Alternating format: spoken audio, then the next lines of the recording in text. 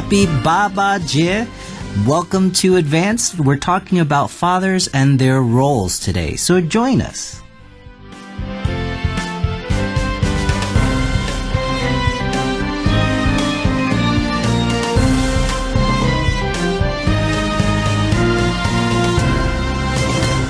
Hello friends, welcome to Advanced. I'm Campbell. It's great to have you here to join us for our parenting article for this month. Today is August 8th, and here in Taipei, where we live, we celebrate Baba Jie, which is our Father's Day, because Baba sounds like the word for father in Chinese. So it is absolutely perfect that we are talking about an article about fathers and how the father's role is so important in a child's life. And in the studio today, I have two of my friends, and I am very thankful to have both of them here because they are very experienced parents, and I feel like I have a lot to learn from them. To my right, I have Lois here. It's always great to have Lois in the studio with us. How are you today? Good, Campbell. It's good to be here, and it's good to have Father's Day in this part of the world. And but like we were talking before we went on the air, the majority of the world has Father's Day the third Sunday in June. That's right. So in our family, we always make this just a little celebration because my husband has an August birthday. So, well, I enjoy living here in Taipei because I get two Father's Days. Very right? good. Now, Lois, you are a mother, I'm right? a mother. You have two children. Yes, I have two children. I'm the only one that brings to the panel today a boy, because my oldest is a son, right, and my youngest is a daughter. My son is 29, and my daughter is 26. They're both married, and hopefully in a few years, I'll be a grandmother. Do you hear that, kids? All right. Well, we'll be digging into a little of your wisdom over the next couple of days, so we'll look forward to hearing from you. And to my left, we have Mike Osmond here, all the way from the United States. Campbell, thanks for letting me be here with you today. I'm looking forward to this article. Having been a father for many years, there's some really good stuff we can talk about. Yeah, I look forward to hearing from you and delving from your wisdom as well, Mike. How long have you been a father, if you don't mind me asking? I'll just give you the ages of my girls. My oldest daughter is 30 years old. My youngest is 2 years behind her at 28. Wow. Plus, I have a granddaughter who is 7 years old. So very, very experienced over here. Your children are also very, very darling. They're also friends of mine. So I appreciate and I get to see a lot of how you have raised them and the kind of people that they have become, and I think that's a reflection of your parenting. And many of you know Pam. Pam and Mike are husband and wife, and so they are a parenting team for their two children and, of course, their grandchild. All right, friends. Well, today we are talking about fathers and why fathers should spend time with their kids. You know, a lot of times when we think of parenting in certain places, in certain cultures, not all, a lot of times people think of more the mother's role as being more important, right? And the mother's role as being the one that's nurturing, and fathers are usually the ones that are out making the money, and what we say, they're the breadwinners. They're bringing the money home, and as a result, a lot of times fathers are absent in the household. And a lot of people don't realize that actually has a very negative effect on the way the children grow up. So that's why I really appreciate the fact that we are going to be talking about this article over the next couple of days. I think there are some really great pointers here. And if you are a father, we do hope that this article does encourage you and get you to think a little bit more about your role in your children's life. So let's get into our article. We are on page 18 of our August 2016 Advanced magazine. So if you have your magazine, please do open up to page 18, or if you have your mobile device, please do join us. We will start on the left-hand column.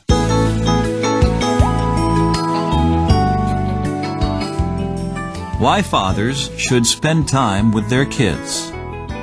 It can be tough to carve out the time. Do it anyway. The more time you spend with your children, the more attuned you will be to their emerging abilities. Those fathers who spend little time with their children frequently either underestimate or overestimate the developmental progress of their sons and daughters. If you underestimate your child's competence, you won't provide adequate challenge or stimulation. Your child will be bored. If you overestimate your child's skills, your unrealistic expectations will prove to be a frustrating and unpleasant experience for him and you.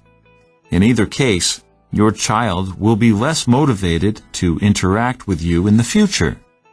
The more time you spend with your children, the more realistically you will be able to assess their capacities, and the more aware you will be of their particular talents and sensibilities. You will, therefore, have the optimal opportunity to provide challenging and stimulating interactions.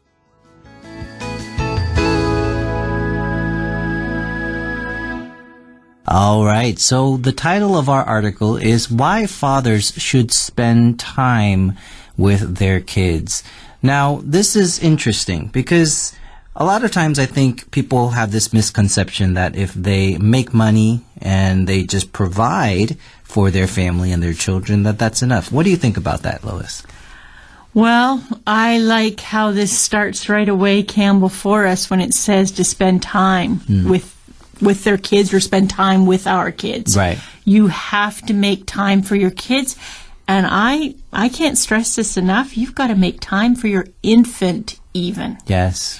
You know, Definitely. They always talk about bondage with moms. You want your child to bond with you Right. as an infant. Mm-hmm. I agree completely. I think a lot of times people think, oh, they're young, they don't know, but they do. They remember. And I mean, I'm a lot less experienced than you guys compared to being a father. I mean, my children are 2 and 5. So I am a lot newer at being a father, but I do really think that it is important to spend the time because at such a young age, that really is their love language, right? That is really how they know that you love them, is when you give them that time. Yeah. You know what? I can always remember my husband, Michael, and I actually almost fighting over the infant. Who was going to have more time with Mark or who was going to have more time with Deborah? Because it just felt so good. Right. Yeah. Exactly. Yeah. And the thing is, in today's society, because there is such a pressure to keep up with the neighbors, right, and to keep up with what everyone else has, everybody has the pressure to make more money, and so they spend a lot of time at work and not enough time, especially I find in the Asian culture, right? In the Asian culture, there are so many parents who leave their children with their grandparents and allow the grandparents to raise them because they feel that they both need to go and work. And I'm not saying it's wrong to work. I think it's important to work, but there needs to be a balance, right? What do you think about that, Mike? Well, I think you're absolutely right, Campbell. You know, somebody once said, and I like this line, that the way you spell love is Time. And all parents are called to love their children, but they need our time. That's right. They need our time to develop, as we'll find in this article, in proper ways. So money is important, but time is even more important. Yeah. And you know, one thing that I've been trying to be more conscious of is sometimes I'm in the same room with my kids, but I'll be looking at my cell phone or I'll be on the computer, you know, and they'll be like, Papa, Papa, you know, I'm like, wait, just give me a second, you know, I'm trying to, you know, and especially when I'm so busy and I don't have that much time, I have to be conscious to like, I'm going to put down the cell phone right now and spend my time with my daughters because, you know, I'm going to the office in a few minutes and I'm not going to see them all day. So I can be, you know, looking at my cell phone at the office. I don't need to be doing that while I'm, you know, while I have the time with my daughter, you know. And it's challenging. It's challenging. I think you guys have it really tough now because modern technology has become a huge interruption in the home. Yes. Even I noticed that with my, you know, my children and their spouses in their 20s. I'm like, put down your cell phones because it's like we're not having a communication We're not at all. talking, yeah. We're not talking. We're not really spending time. Right. We're in the same room together. Right.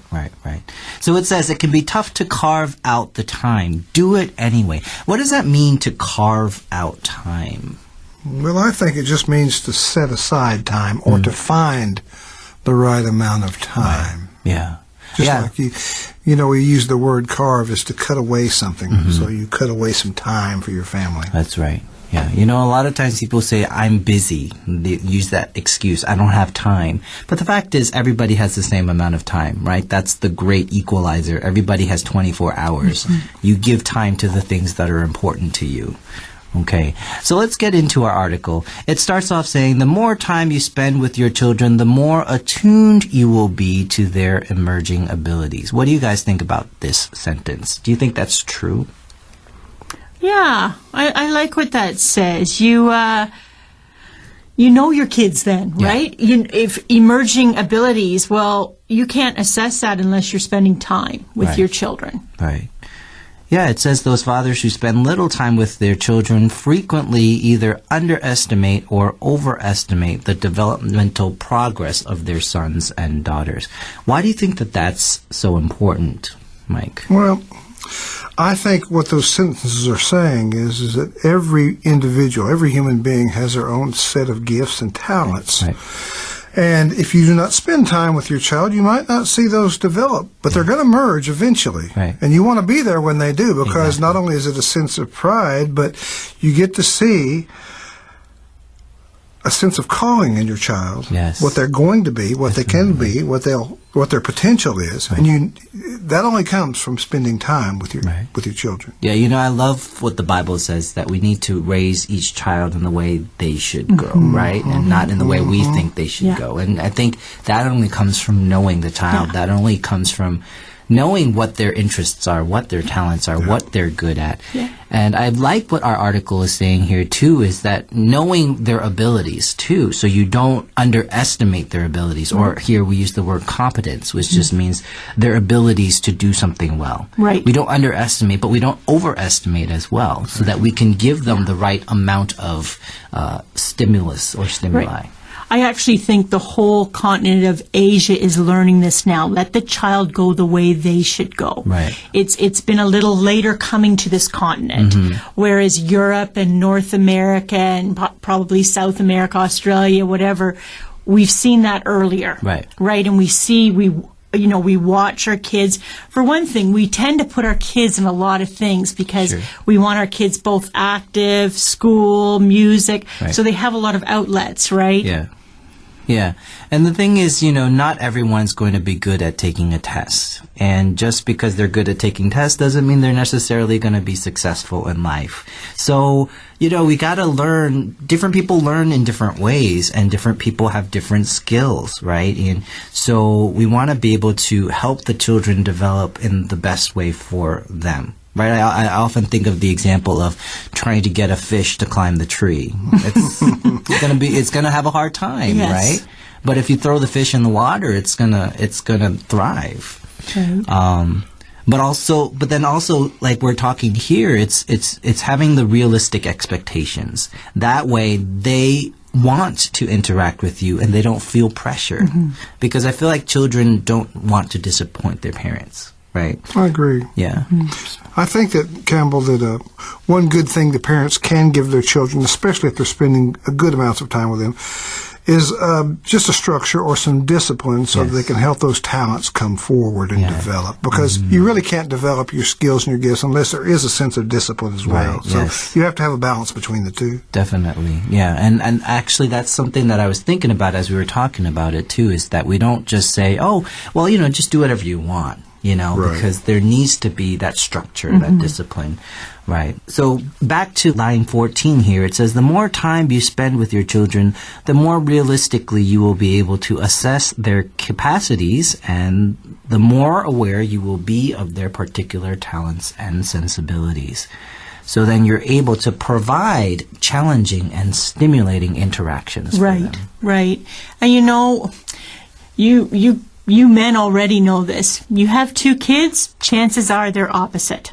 Okay? Yeah, exactly. Or just about, okay? So you have to really realize that very early and not try to make one kid the same as the other kid. And when it says if you spend the time with your children, you'll know this, and hopefully you have the maturity as a parent to accept this. Right. And you can go with that, Right. Yeah. what this child's gifting is, what this child's desire is compared to the sibling. Right. Yeah. Right. You know, Campbell, in America, a lot of fathers, they want their children to do well in sports. Yes. But how are they going to know they're good at sports unless they spend time observing them playing sports? Right. Just because you want your child to do well does not mean they have the skills. Exactly. But you'll know that if you spend time watching them and observing them. Right, definitely. So you need to know and observe your children and understand what they are good at, and not necessarily try to form them and shape them into who you want them to be. All right. Now, that's one of the benefits of spending time with your children, right? Knowing more about them and who they are and their skills and their talents. What are some of the other benefits? Let's continue our article in the second column of page 18.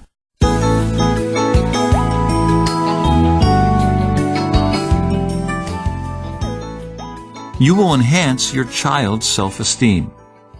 Your time is precious to both you and your child.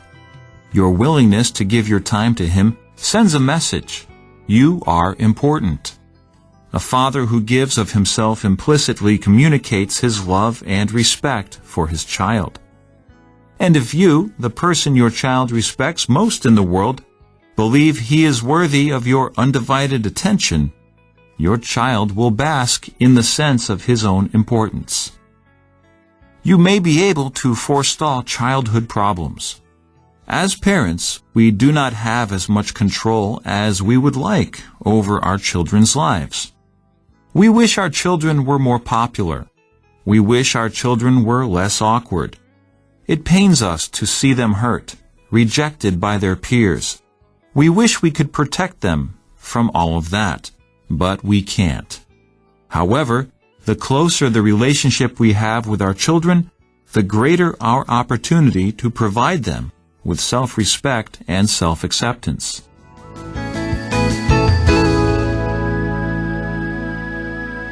So, other than knowing your child and knowing their uniqueness, spending more time with them will also enhance your child's self-esteem. What are we talking about when we're talking about enhancing someone's self-esteem? Well, I like to think that when you enhance someone's self-esteem, you make them feel better about what they're capable of doing and what they can strive to do. And probably also you see what they've been gifted with, what their gifts are. Right, yeah, and I think that's so important. So many people, I feel like, walk around with very low self-esteem. They don't really understand their value and the power that they have in this world, But how do we enhance our child's self-esteem? How does spending time with them do that? Well, it says right here in the article, I think this is very important and true. It sends the message that they are important. Important to you, but not only just to you, but they have value. You enjoy their company. You want to be around them, and that does increase self-esteem. For sure. Yeah, I feel like time is one of the most valuable commodities. When you give someone your time, it really shows that they are important. And to a child, as we were saying earlier, that's almost the only kind of love that they understand. When your father or your mother spends time with you, because to them it's not necessarily about the toys and the clothes and things like that. I think they appreciate those things, but when you do give them your time, it says, as Mike was saying, you are important. And it says here, a father who gives himself implicitly communicates his love and respect for his child. What does this word implicitly mean?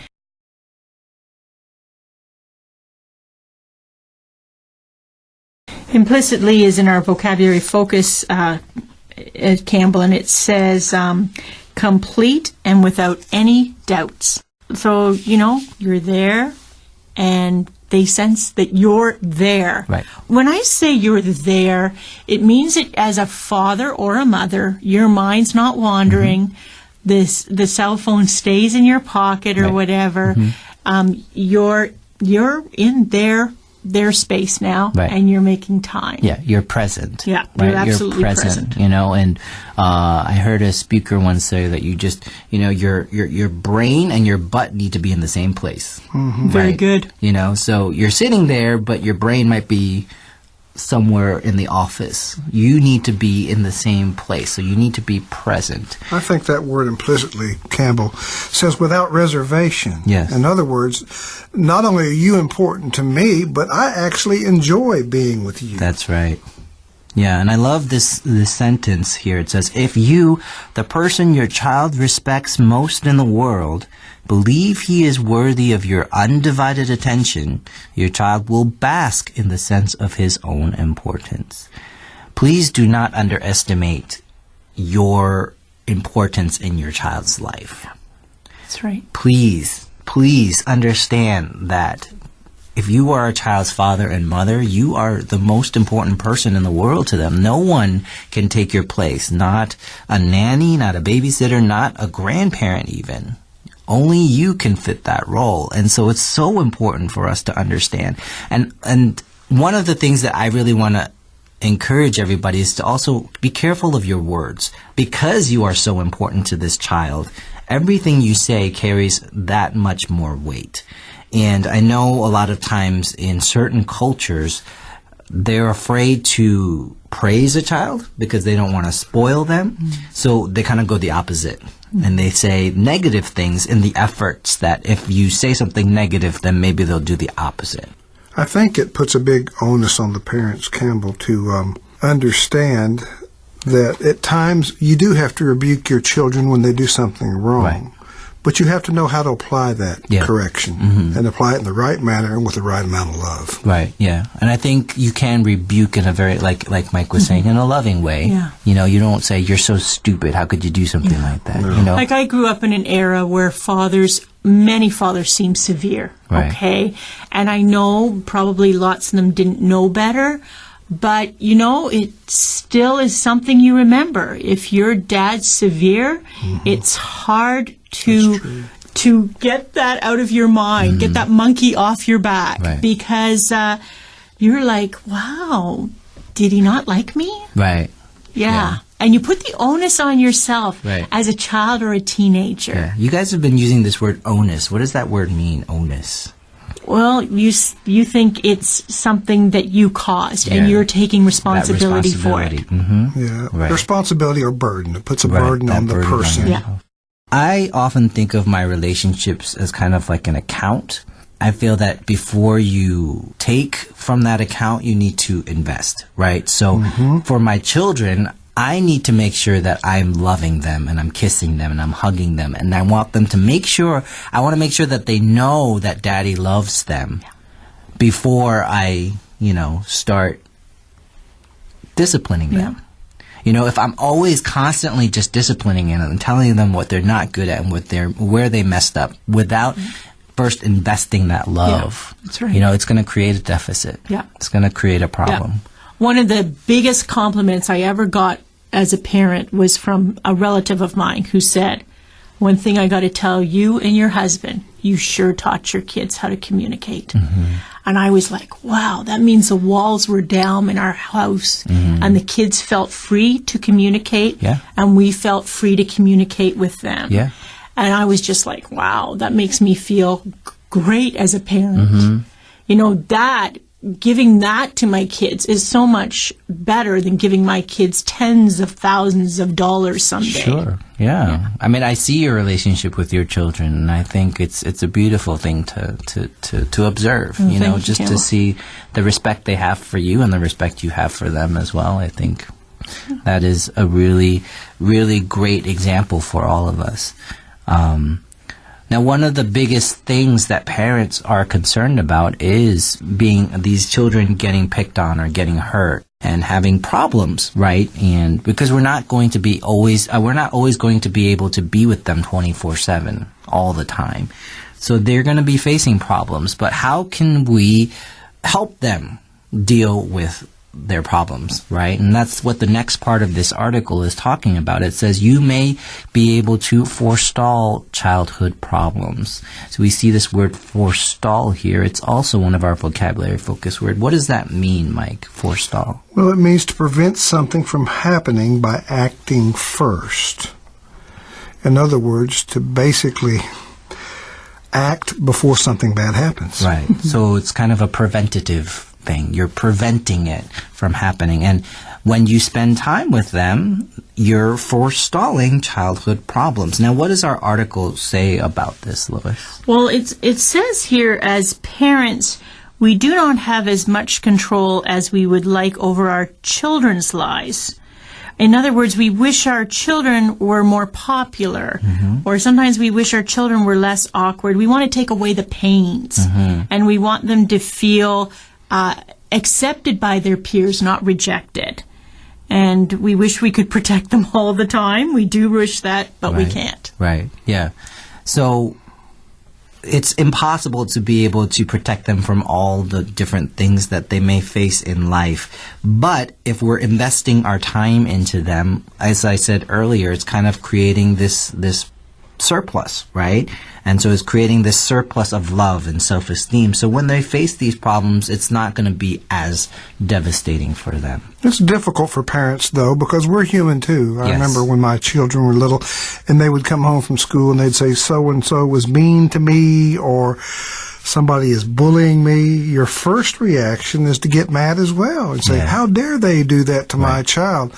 But the mature parent is going to talk them through it and show them creative ways to handle that, because it's all part of the maturing process in life. That's right. All right. Well, we hope that we've given you some food for thought, and whether you're a father or a mother, that you are thinking more about this idea of spending more time with your kids.